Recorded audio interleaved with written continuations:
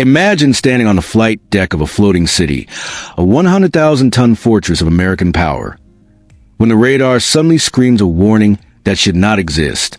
The air is heavy with jet fuel, the Red Sea salt spray cutting across the deck. What begins as a routine patrol turns in seconds into the nightmare scenario that keeps naval commanders awake at night. Deep inside the ship, in the freezing darkness of the Combat Information Center, radar operators are no longer tracking a normal aircraft or a subsonic cruise missile. They are staring at a ghost, a signature that defies everything they understand. Something is tearing through the atmosphere at 15 times the speed of sound, heating the air so violently that it turns into plasma. This is Fattah 2, Iran's claimed hypersonic conqueror, and it is heading straight toward the heart of the U.S. Navy's Fifth Fleet. For decades, the United States has projected power across the globe with near total confidence, parking massive aircraft carriers off hostile shores as an unmistakable message. We are here. But recent claims from Tehran suggested that era might finally be ending. The world held its breath as reports surfaced of a hypersonic showdown involving the USS Abraham Lincoln, a warship worth billions of dollars and carrying more than 5,000 souls. While the internet obsessed over terrifying missile specifications, almost no one expected the response that followed. A response that quietly rewrote assumptions about modern warfare and silenced an entire region without firing a single shot that made the evening news. To understand why the Pentagon was reportedly scrambling behind closed doors, you have to understand what Fattah 2 represents. This is not just a faster missile. Its name means the conqueror. It was unveiled with a specific purpose: to bypass the most advanced air defense systems on Earth. Traditional ballistic missiles are terrifying, but predictable. They launch, burn, rise into space, and fall back along a mathematical arc. American Aegis systems can see them from hundreds of miles away, calculate their path, and intercept them with chilling precision. For 40 years, the U.S. Navy dominated that game. Fattah 2 breaks the equation. It is a hypersonic glide vehicle. After launch, it detaches and flies back through the atmosphere instead of falling. At speeds between Mach 13 and Mach 15, it can cross an ocean in minutes. But speed alone is not what makes it dangerous. Maneuverability is.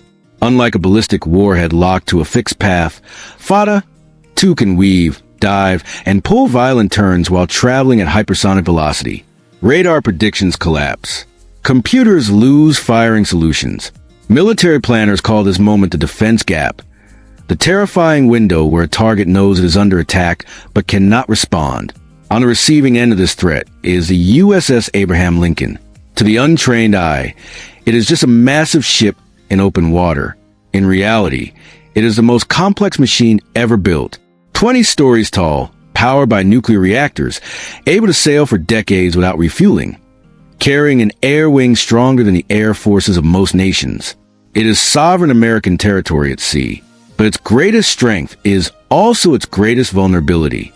It cannot hide.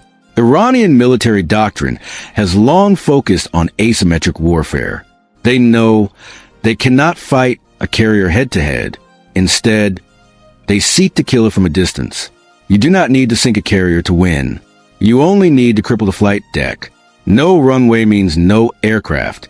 A multi-billion-dollar weapon becomes a floating liability. As regional tensions escalated, propaganda videos flooded social media, showing simulated strikes against U.S. carriers. The message was clear: we can reach you and you cannot stop us. Then came the rumors. A launch, conflicting reports, panic, silence. Inside the Abraham Lincoln's Combat Information Center, time collapsed into seconds. Hypersonic missiles do not give you minutes. They give you heartbeats. Radar operators detected the plasma bloom, a sheet of ionized gas that actually makes the missile harder to track. The Aegis system fought through noise and distortion, trying to calculate the impossible. There was no time to call Washington. No time for debate. This was man and machine against a weapon faster than thought. Most people imagine missile defense as explosions lighting up the sky. That is not what likely stopped Fattah 2. While attention focused upward, the real battle unfolded in silence across the electromagnetic spectrum. Instead of shooting the missile, the U.S. Navy attacked its mind. Using advanced electronic warfare, the ship flooded the incoming weapon sensors with false data. The carrier appeared to shift position. The horizon twisted. Guidance systems contradicted themselves. In milliseconds, the missile no longer knew what was real. It corrected for lies. And those corrections sent it spiraling harmlessly into the sea. No explosion. No debris field. Just silence. The crew did not panic. They did not empty missile silos. They flipped a switch. But defense was only the beginning.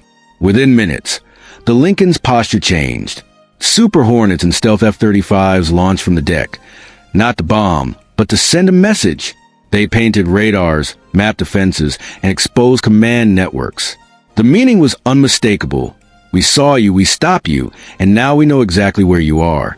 Reports suggest cyber and intelligence assets quietly compromised enemy command systems without a single retaliatory strike. The propaganda stopped. The rhetoric faded. The bluff had been called. Some analysts believe something even more advanced may have been tested that day. Directed energy weapons. Lasers. A hypersonic missile already operates on the edge of structural failure. A focused energy beam does not need to destroy it. Only weaken enough for the atmosphere to tear it apart. If true, it would mark a historic shift in warfare, rivaling the arrival of nuclear weapons or submarines.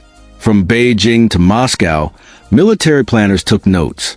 If hypersonic weapons can be jammed, spoofed, or quietly neutralized, the carrier killer strategy may be deeply flawed. The USS Abraham Lincoln continued its patrol as if nothing had happened. But everything had changed. We now live in an era where speed is king, but information is God. The attack was meant to end the age of the aircraft carrier. Instead, it proved that the real battlefield is invisible, and the game is